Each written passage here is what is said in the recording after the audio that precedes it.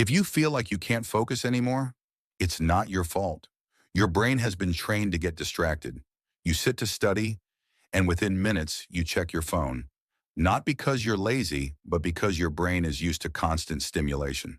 Why this is happening? Think about it. Reels, short videos, notifications.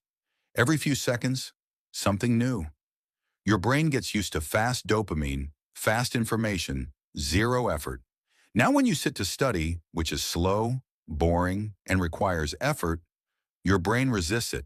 You don't have a focus problem. You have a dopamine problem. Your brain is overstimulated, and anything that feels slow feels painful. So how do you fix this? Not by forcing yourself to focus, because forcing doesn't work for long. You fix this by retraining your brain. Step one, cut the noise. Right now, your brain is overloaded. So first, reduce the noise. You don't have to delete everything, just create boundaries. No phone in the first 30 minutes after waking up. No reels before studying. Keep your phone away while working. Because every time you scroll, you're training your brain to lose focus again. Step two, learn to be bored again.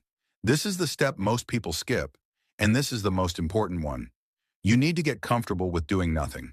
Go for a walk without music, sit alone without your phone. Just let your thoughts come. At first it will feel uncomfortable because your brain is not used to silence, but slowly, your brain starts calming down, and that's where focus starts coming back. Step three, start small. Don't sit for 3 hours, you'll fail. Start with 20 to 25 minutes. No distractions, just one task. Then take a small break. Then repeat. Think of focus like a muscle. You don't build it in one day, you build it by showing up daily. Step four, train your mind to return. You will get distracted, that's normal. But instead of quitting, just come back, again and again. That act of returning is what builds real focus. Focus is not about never getting distracted. It's about coming back every time you do. I know you'll do it because you're a pookie.